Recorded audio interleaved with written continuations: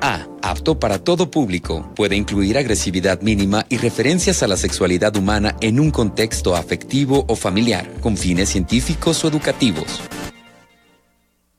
La Pipeta, de biólogos, ufos y otras perversiones. Con Erandis Torres Sánchez, Joel Salazar Flores y Heriberto Torres Caso. La Pipeta. ¿Qué tal? Buenas tardes, bienvenidos a su programa La Pipeta. El día de hoy nos acompaña el doctor Joel, como cada miércoles. Como siempre, ¿no? Sí, su servidora. Y bueno, la sesión pasada estábamos platicando sobre diversas enfermedades víricas y entre ellas pues platicamos acerca del herpes, platicamos acerca de diferentes pues tipos de patologías que son desencadenadas por virus. Y hoy vamos a continuar con algunas otras. Sí, claro, es de relevancia mencionar que existen muchas enfermedades víricas y que en realidad son comunes aquí en nuestra región o en nuestro país, pues que ameritan dejarle claro o informar acerca de algunos detalles sobre estas enfermedades a la población, ¿verdad? Por ejemplo, es común que aquí en Ocotlán existan muchos casos de bronquiolitis o bronquitis en niños menores de 1 año. Y esto puede estar relacionado a diversos factores. Uno puede ser que hay muchas ladrilleras por aquí alrededor de la ciudad de Ocotlán y estas al quemar sus hornos de ladrillo emiten humo, que eso luego llega como contaminación y puede producir efectos como estos, que es una bronquiolitis. Pero también hay muchos casos que son provocados por un virus y que quizás sea la mayoría de ellos. Yo creo que a usted le ha tocado escuchar, ¿no, doctora? Que muchas de las veces las señoras o las abuelitas dicen, el niño tiene menos de 1 año y está enfermo, tiene una bronquitis o una infección pulmonar o síntomas similares a los de un resfriado y es porque no han madurado sus pulmones, ¿no?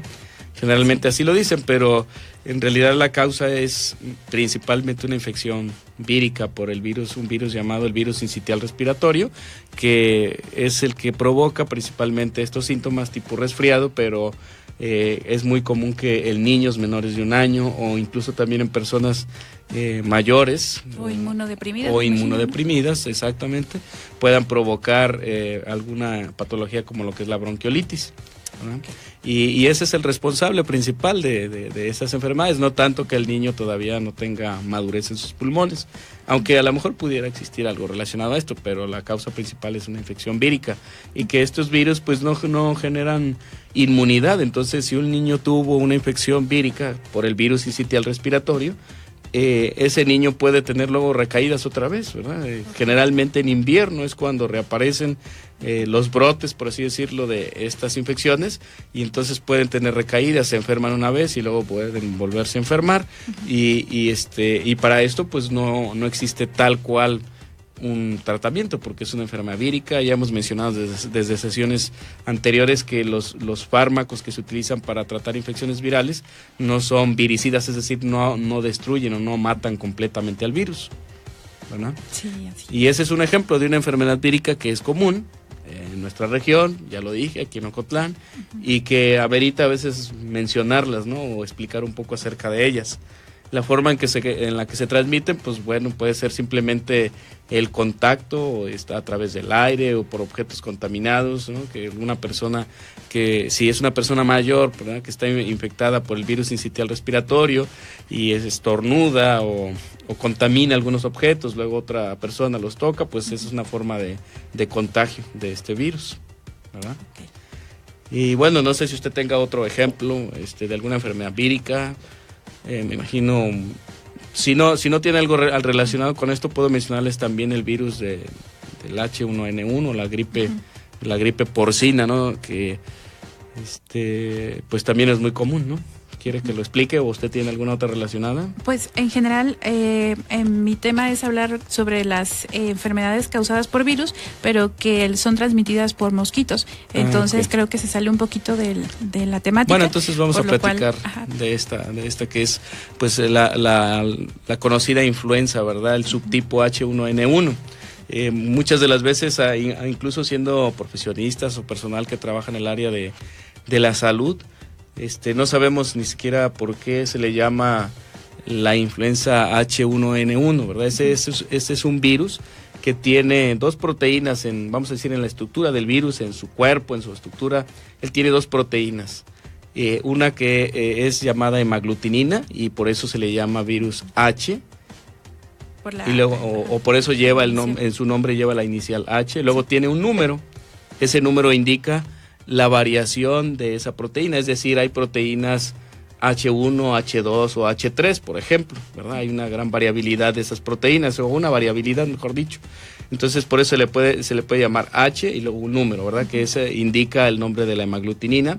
Y N, que es una proteína llamada neuraminidasa. Entonces, estas dos proteínas están presentes en el cuerpo de este virus y estas son las que ayudan a que el virus de la gripe o el virus de la gripe porcina, que inicialmente se descubrió en cerdos, pues, estas dos proteínas ayudan a que se fije el virus en las mucosas principalmente. Y también, pues, es un virus que va a afectar vías aéreas o puede infectar las mucosas, de vías nasal y hasta pulmones también, ¿verdad? Entonces genera síntomas similares también a los de un resfriado. Y es una gripe, pero que es diferente a la gripe común. O sea, muchas de las veces las personas suelen asociar una gripe común con una infección por la influenza y esto no es equiparable, las diferencias son muy distintas. En primer lugar, el virus de la gripe común es muy diferente, ¿verdad? Puede ser un virus llamado de la influenza A, B o C, es un tipo de virus, pero el de la influenza es específicamente el H1N1, es un subtipo que es, por así decirlo, más virulento. Entonces, una persona que tiene influenza, a diferencia de una que tiene una gripe común, pues va a presentar síntomas más severos. Por ejemplo, una fiebre que inicia o tiene un inicio súbito con 39 grados centígrados de temperatura y de ahí para arriba. Puede presentar una fiebre intensa. En cambio, una gripe común o un resfriado común no necesariamente hay fiebre de 39 grados centígrados, es menor, ¿verdad? O por ejemplo, el dolor de cabeza es mucho más intenso en una infección por el virus H1N1 que por un virus de la gripe común. O por ejemplo el dolor de garganta los mareos, náuseas, el cansancio, la fatiga, todo esto que se produce en una infección por el virus de la influenza, pues es mucho más marcado, son síntomas más severos en este virus que en el de la gripe común, ¿verdad? Y bueno, se le llamó inicialmente la gripe porcina, como dije hace un momento, se describió en cerdos inicialmente, pero alrededor por ahí del año 2009 se sabe que por ahí ya el virus mutó y ya no tenía como reservorio solamente a los cerdos, sino que también ya se transmitió a los humanos y alrededor de este año, del 2009, ya fue una pandemia, ¿no? Se extendió e infectó casi a poblaciones de todo el mundo. De hecho, fue cuando surgió todo esto acerca de las medidas que tomaba el gobierno, ¿no? Para cuando hubo estos brotes de influenza H1N1, que incluso se cerraron escuelas, no se permitía, o no, al menos se tenía un uso restringido del saludo, no a la población se le informaba sobre no hacer congregaciones donde había mucha población porque es una forma de transmitirlo, ¿no? Fue más o menos en esa época, entre el 2009, el 2005, donde hubo varios brotes y esto se hacía porque el gobierno tenía pues la información acerca de que este virus podría mutar. Y en una de esas mutaciones puede ser una cepa muy virulenta y entonces puede acabar incluso con población. Pero ¿verdad? Fue muy polémico, ¿no, Doc? Porque sí ha habido dudas de si realmente se llevó a cabo esta pandemia o fue inventado o fue manipulado. De hecho, a eso me refiero, ¿no? Que mucha población tuvo la duda de que en realidad fue tan virulenta o no lo fue. En realidad no lo fue, pero sí podría haberlo sido. Entonces tomaron medidas por si esto sucedía, o sea, una mutación. Pero eso no quiere decir que no existe el virus, o sea, el virus tal cual H1N1 existe y provoca todos los síntomas que nos acaba de decir. Así es, ¿verdad? Afortunadamente no fue una cepa que fue muy virulenta y que pudo provocar algo como provoca, por ejemplo, en las aves de corral, ¿no? En las comunidades rurales hay una comunidad, por ejemplo, que tengan muchas gallinas o patos o algunas aves, y llega el virus y los acaba a todos, ¿verdad? Sí. Entonces ese era el riesgo que existía con este virus para la población humana, pero afortunadamente no sucedió así, ¿verdad? Bueno, pues igual continuamos en un momento más con la explicación sobre otros virus, otras enfermedades víricas. Por el momento vamos a ir a un corte comercial por cuestiones de tiempo, ¿no? La Pipeta. En un momento continuamos. Sistema Universitario de Radio, Televisión y Cinematografía. Enrique Bunbury. En concierto. Expectativas Tour 2018. 28 de febrero y 1 de marzo. Auditorio Telmex. Boletos en taquilla y en ticketmaster.com.mx. Esta es la señal que te lleva de las noticias a lo mejor de los deportes, de la cultura y la ciencia a los documentales más asombrosos, de las series internacionales a los programas para los más pequeños, de lo que siempre has visto a lo extraordinario. Ahora, en el sur de Jalisco, ya puedes ver Canal 44 de la Universidad de Guadalajara. Sintonízalo por el canal 44.1 en televisión abierta. El CUCIÉNEGA dispone de infraestructura adecuada y accesible para el libre tránsito de los estudiantes con discapacidad, que coadyuvará a caminar hacia un centro universitario equitativo e incluyente. Recomendaciones para interactuar con personas que viven con discapacidad visual. Para orientar a una persona con discapacidad visual, hay que usar palabras como izquierda, derecha, atrás o adelante. Además, hay que evitar las señas, los gestos o palabras como allá o ahí. CUCIÉNEGA es parte de ti.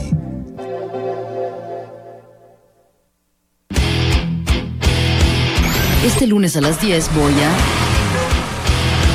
Este lunes a las 10 me invitaron a... Este lunes a las 10 desayuno con... Este lunes a las 10 le llamo a... Los lunes, desde las 10, es momento de escuchar Radio Universidad de Guadalajara. Escúchanos los lunes en punto de las 10 de la mañana por Radio Universidad de Guadalajara en Ocotlán. Porque de esta vida solo los recuerdos quedan, añoranzas, la música del pasado, hoy.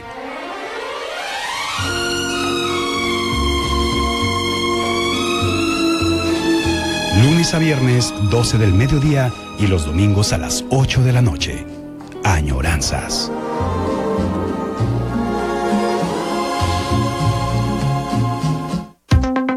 Los funcionarios, los organismos civiles, los ciudadanos de a pie.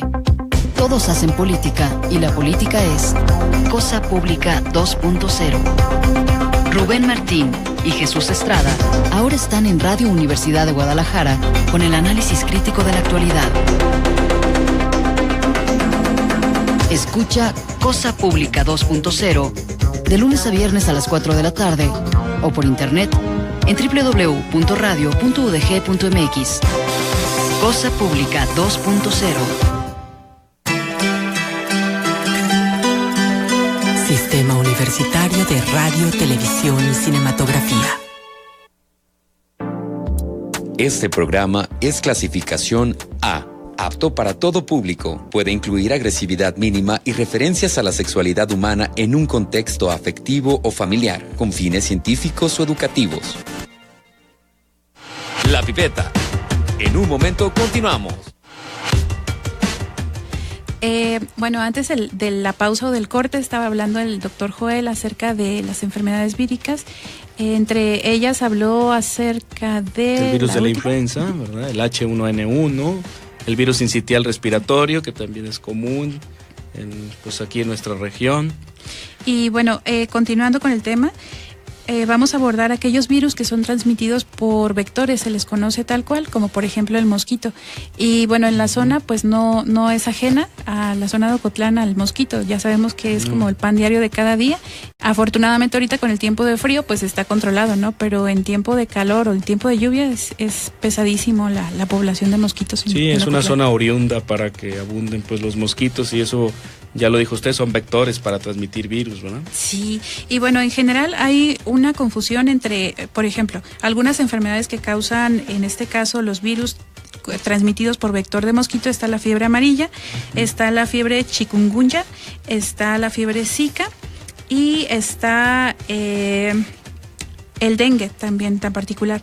Pero también se puede confundir con el paludismo, que el paludismo no tiene nada que ver con ese tipo de fiebres, ni tampoco es un virus, ni tampoco lo transmite tal cual el mismo mosquito que transmite el dengue, por ejemplo. Así es. Bueno, pues para empezar, la fiebre amarilla es una enfermedad vírica, es transmitida por la picadura de mosquito. Y esto es bien particularmente curioso, porque, por ejemplo, en la zona de México, anteriormente no se tenían índices de la fiebre amarilla. A partir de 1950 y tantos es cuando se comenzó a dar la fiebre amarilla en México. Entonces, esta enfermedad tal cual no es originaria de México. Sin embargo, por alguna razón, por ejemplo, nosotros viajamos a una zona donde se dé esta enfermedad, no sé, a Brasil, por ejemplo, y en Brasil, por alguna razón, un mosquito que tenga ya este virus nos pica, y nosotros regresamos a México. Obviamente, el virus no se transmite de humano a humano, pero sí nosotros, como ya traemos el virus en la sangre, cuando llega un mosquito aquí en México del tipo Aedes aegypti, entonces el mosquito lo que hace es contagiarse, o en este caso contrae el virus, y lo comienza a propagar en otros humanos. Entonces, el virus por sí mismo de humano a humano no puede transmitirse. Se tiene que transmitir de humano contagiado a mosquito del tipo Aedes aegypti. Ajá, y ya después de este mosquito lo propaga a otras personas sanas.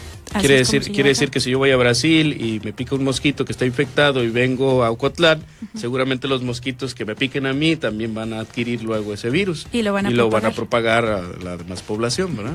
O también puede darse con animales. Por ejemplo, los monos pueden también tener este tipo de virus. Y si llega un mosquito, el mosquito absorbe la sangre del mono junto con el virus y lo propaga a otras especies de monos o de humanos también puede ser, o de animales. Bueno, esta enfermedad se le llama o se conoce como fiebre amarilla porque en síntomas ya más avanzados o más graves causa tal cual la coloración amarilla, los ojos amarillos, como si nos hubiera dado hepatitis. Y es por una consecuencia hepática que está originándolo. Quiere decir que sí hay una disfunción hepática cuando hay esta infección, ¿no? Pero en casos ya graves, no todos los casos. De hecho, bueno, se tiene diferentes subclasificaciones. Algunas de estas son asintomáticas, es decir, ni siquiera nos damos cuenta de que tenemos este virus. En otros casos, más graves, se presenta fiebre, dolor de cabeza, dolor muscular, náuseas, vómitos y cansancio.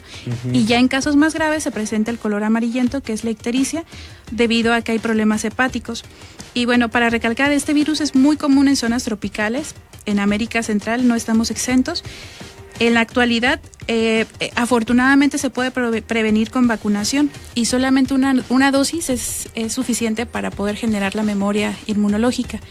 Entonces se recomienda que si vamos a viajar, por ejemplo, bueno, en México no estamos como en zonas tan frías, pero esta enfermedad es más particular de zonas en África o zonas en Brasil, por ejemplo, o en zonas supertropicales, ¿no? Entonces se recomienda vacunarnos, y con una sola vacuna ya tenemos la inmunidad garantizada. Claro. El periodo de incubación es aproximadamente de 7 a 30 días y los síntomas aparecen a partir del tercer día de la picadura, más o menos desaparecen del 5º al 6º día, y en casos ya más graves que le comentaba, doctor, es cuando hay remisión. Las remisiones ya provocan daños tal cual en hígado, en riñón, y pueden provocar también ya que orinemos con sangre, pues tal cual, dolores abdominales y hemorragias. Que serían ya síntomas muy característicos de que la infección está ya muy avanzada, ¿verdad? Y sí, ya son casos muy graves. Sí. Y bueno, cabe resaltar que nada más, no hay tratamiento tampoco en específico para la fiebre amarilla. Solamente lo único que se puede hacer es dar medicamentos para controlar los síntomas. Los síntomas, así es. Muy similar a como sucede, por ejemplo, con la influenza H1N1, aunque la tipo común, pues sí hay una vacuna antigripal, ¿verdad? En la H1N1 por ahí ya se incluye también una vacuna, o dentro de la vacuna antigripal por ahí está ya el virus atenuado de este subtipo. Entonces lo mismo pasa con este virus de la fiebre amarilla, que también es una vacuna y es la única forma de tratarlo, ¿verdad? Si el caso ya es muy grave, la muerte se presenta aproximadamente de 7 a 10 días, pero ya son casos muy, muy graves. Y lamentablemente es muy difícil diagnosticarlo desde el inicio como fiebre amarilla, porque se confunde con paludismo o con hepatitis o con dengue. Entonces son síntomas muy, muy característicos entre estos. Lo que se puede hacer, o lo que se ha propuesto entonces, es un tipo de diagnóstico que ya es bien particular, que se llama detección por ELISA, que detecta anticuerpos prácticamente. Y el otro es una detección también complicada, que es una cadena de reacción en polimerasa, que usted ya conoce. Sí, pero son procedimientos ya de laboratorio, ¿verdad? Donde hay que ir a un laboratorio para hacer un diagnóstico más acertado acerca de la infección. Sí, y bueno, la OMS en el 2016 tiene determinado que 47 países están en riesgo por presentar fiebre amarilla, y a nivel mundial para este año se presentaron 84,000 casos. La recomendación tal cual es simplemente la vacunación. Si vamos a viajar a zonas donde son endémicas, sabemos que hay fiebre amarilla, es la vacunación. Y bueno, realmente es muy difícil controlar este tipo de enfermedades víricas porque prácticamente tendríamos que controlar a todos los mosquitos de este tipo. Exacto, yo creo que aquí nos queda como moraleja que si estamos en una zona endémica donde hay muchos mosquitos, o por ejemplo aquí Ocotlán, que en realidad sí hay una cierta época del año donde abundan, pues debemos tener mucho cuidado, no dejar que haya picaduras de mosquitos, usar repelentes o tener las casas fumigadas, etcétera, pero que no haya esos vectores que son transmisores de infecciones virales. Sí, afortunadamente en México la fiebre amarilla, el último caso que se tiene registrado fue en 1953. Desde este año hasta la fecha no se han registrado casos. Aparecido, exacto. Pero en el 2017 hubo una alarma muy fuerte a nivel mundial por la OMS en América Latina, porque se estaba propagando el virus de Panamá, desde Panamá, Brasil, Venezuela, y estaba migrando a Nicaragua, a Bolivia, y estaba México como uno de los posibles focos de riesgo. Entonces hubo un tipo de alarma para el 2017. Sí. Esperemos que para el 2018 sea otro panorama, pues lo que espero. Pues sí, porque sí, cada vez se acerca más, ¿no? El virus, aparentemente. Y bueno, decía o platicábamos acerca de que la fiebre amarilla, sus síntomas son muy similares al paludismo, pero queremos hacer como la pauta de que paludismo y fiebre amarilla son completamente distintos. El paludismo tal cual también se transmite por un mosquito, pero no es un virus el que provoca el paludismo, o también se le conoce como malaria, sino es tal cual un parásito que se conoce como Plasmodium. Entonces, la fiebre amarilla es virus y el paludismo es el parásito Plasmodium tal cual. También tiene los mismos síntomas: dolor de cabeza, fiebre, temblor. Pero en el caso del paludismo no hay vacuna que sea eficaz, y en el caso de la fiebre amarilla sí. Aunque sí hay tratamiento farmacológico, ¿no? Para el paludismo sí existen ciertos fármacos que ayudan pues a matar a las larvas o al estadio en el cual se va reproduciendo el parásito en el organismo. Sí, de cierta manera es mucho más eficaz el tratamiento en el caso del paludismo que el tratar ya los síntomas de la fiebre amarilla, ya cuando está presente. Sí, claro. Y bueno, otra enfermedad que también es transmitida por un virus, por vía mosquito, por el vector mosquito, es la fiebre chikungunya, que se puso muy de moda desde el 2016 en México, aproximadamente. Digamos que recientemente, ¿no? Y bueno, otra vez, el mosquito responsable de transmitir este virus es el Aedes aegypti, otra vez, pero el virus aquí es diferente. El virus aquí se conoce como alfavirus, y la diferencia es que produce fiebres muy intensas, arriba de 40 grados centígrados. Su periodo para evolucionar es de 2 a 5 días, a diferencia de la fiebre amarilla. Y bueno, también provoca dolor de articulaciones, puede provocar náuseas, puede provocar vómitos, y tampoco hay tratamiento en específico para atenuar el virus. Nada más hay tratamiento para los síntomas. Para la sintomatología, así es. Sí. Bueno, otra característica de este virus es que si se presenta una vez en nuestro organismo, deja una memoria inmunológica, es decir, en una posterior picadura con un mosquito que tenga este virus de chikungunya, ya tenemos esa memoria que nos va a defender contra la inmunidad, ¿verdad? Sí, contra la nueva picadura. Y bueno, el nombre de chikungunya tiene un significado medio curioso. Significa enfermedad del hombre retorcido, que es un dialecto maconde de origen de Tanzania, tal cual, que fue donde se detectó por primera vez en 1952. Y bueno, los síntomas otra vez son similares al dengue, al paludismo que acabamos de ver y a la fiebre amarilla, en diferentes sintomatologías. Igual el diagnóstico se hace por una prueba ELISA, y su periodo de incubación aquí varía, es de 3 a 12 días. En general no presenta síntomas, pero del 72 al 92% de las personas que presentan síntomas pueden tener dolores muy intensos tal cual. Son, por ejemplo, la fiebre que puede provocar en fetos puede ser muy peligrosa porque provoca lesiones neurológicas graves y letales. Entonces, prácticamente para el humano adulto no hay tanto problema, pero para el desarrollo fetal sí hay consecuencias severas. Bueno, se dice que si nosotros fuimos contagiados con este virus, del 10 al 12% de esas personas van a generar artritis en etapas posteriores. Y bueno, en México, lamentablemente, el mosquito Aedes aegypti fue muy resistente a la fumigación con piretroides, por lo que en el 2015 se comenzaron a usar organofosforados y se comenzaron a utilizar carbamatos para poder combatir este mosquito. O sea, un tipo de insecticida más potente, más efectivo. Y bueno, se ha visto que este mosquito principalmente está en las zonas de los estados que corresponden a Guerrero, Chiapas, Michoacán, Tabasco y Yucatán, son los que presentan mayor número de prevalencia. Bueno, pues ahí está todo un panorama, ¿no? De muchas infecciones virales que incluso son de aparición en nuestra región, ¿verdad? Es decir, pueden surgir aquí o han surgido casos de chikungunya, por ejemplo, ¿no? Bueno, pues por cuestión de tiempo estamos llegando a la parte final del programa, pero antes de irnos, pues les tenemos por aquí una promoción, ¿verdad? Hay una promoción de un par de boletos para que asistan al Teatro Diana a ver a Mocedades el día de hoy, ¿verdad? 14 de febrero. Aquellos que nos llamen, que el primero que llame al número de teléfono que les voy a dar enseguida, puede ganarse estos boletos para que vayan al Teatro Diana. Son 2 boletos. Son 2 boletos, repito, a ver a Mocedades hoy, 14 de febrero.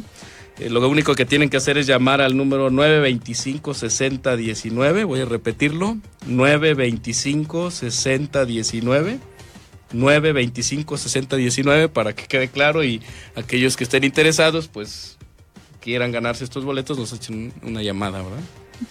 Bueno, pues muchas gracias por habernos escuchado, llegamos a la parte final del programa, nos vemos el próximo miércoles.